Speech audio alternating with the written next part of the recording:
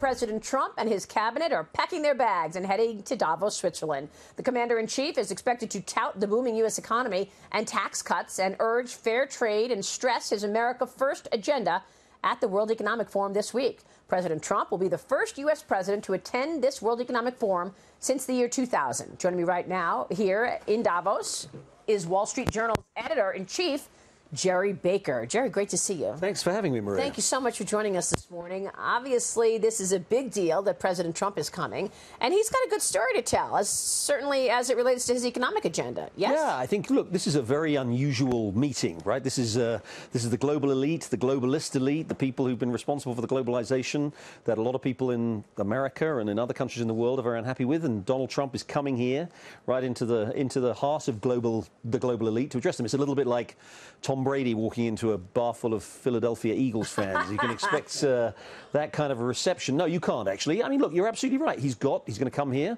a big speech on Friday.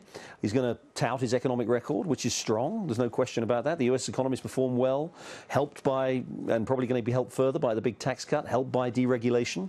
And he's going to spell out the America First message. That is, you know, that America is tired, perhaps, of playing by other people's rules or playing by rules and having the rest of the world not play by those rules, and it's going to pursue its own interests, and whether that's in trade or whether that's in immigration or whether that's in a broader approach to the international economy, the U.S. is going to, put itself first, if you like. Now, a lot of people aren't very happy about that. They want the U.S. to take global leadership. They want global responsibility to fall on the U.S.'s shoulders, but Donald Trump is going to come here and I think tell them, I think in a peaceful and friendly and cooperative way, look, this is working for us. Yeah. It can work for you, and we want to work with you and make it work for everybody. Gerry, what are you hearing in terms of the implications of the U.S. tax law?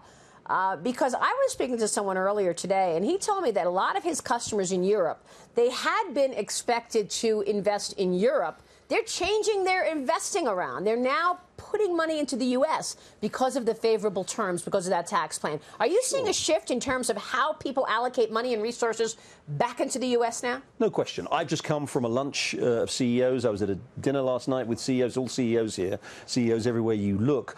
And whether they're American or whether they're European, they are expressing, a willingness to invest in the United States in particular. U.S. tax rate has come down dramatically as a result of the corporate tax rate has come down as a result of the tax reform. So U.S. taxes are much lower now than much of the rest of the world.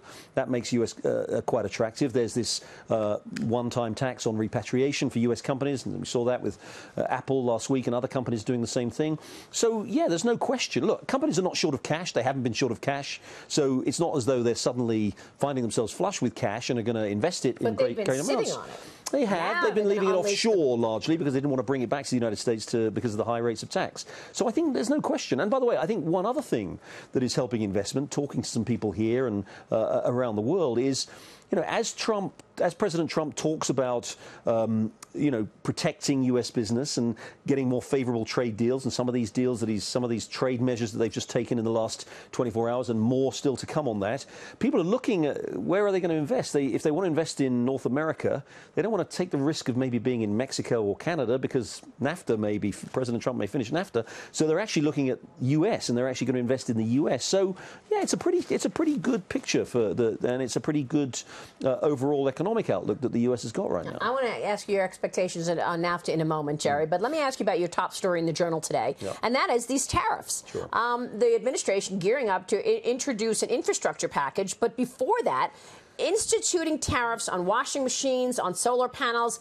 largely aimed at those Asian manufacturers. Do you think this is the start of something bigger to come? It could be. I mean, so far these are relatively small. I don't expect, the Chinese have said they're going to look at what this means for their business and whether or not they will retaliate in some way. It's a relatively small amount so far, and relatively small sectors. I think that, and the downside of this is that U.S. consumers will suffer because those cheap washing machines and to some extent cheap solar panels that many of them have been getting are going to get more expensive. So we'll see. I think the bigger questions on trade are still to come. Whether or not the president does decide to pull the United States out of NAFTA, that would be huge, enormously important. Yeah. It would obviously affect the consumer in the US, but it would probably bring more jobs into the US too. And of course, whether he's going to do more on some of these other issues, aluminum, steel with China. So look, I think the US is getting tougher in terms of going for a fair trade agenda and saying, look, we have to compete on the same rules, and that is going to cause the rest of the world to say, well, how much do we want business in the United States, and how much are we worried about, the United States, about a trade war? Do we retaliate, or do we let it pass for now? And we're going to have to see. We don't know yet. It will come to a head this year.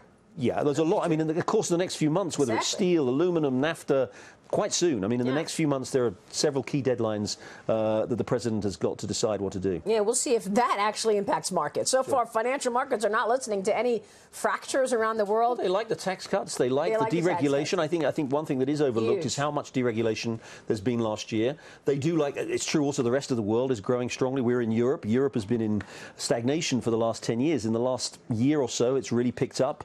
Japan, which has been in stagnation for 20 years, is growing. The whole world is growing quite strongly at the moment, and that's driving up equity prices. Speaking of Europe, by the way, Macron's getting a lot of positive remarks, isn't he, this trip?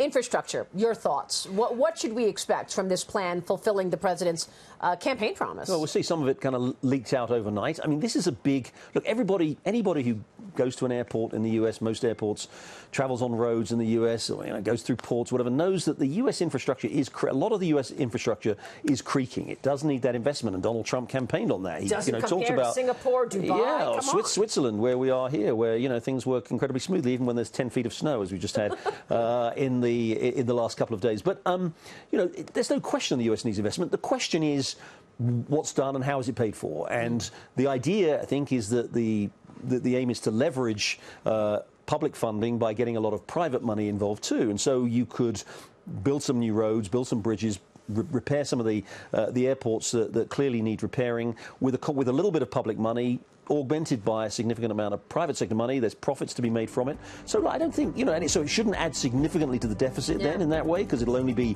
a relatively small outlay of public money, and it could result in a real improvement to the core infrastructure of the US economy. All right, we will leave it there. Jerry, always a pleasure. Thank you. And we'll look at your 10 points daily from the Wall Street Journal, Jerry Baker.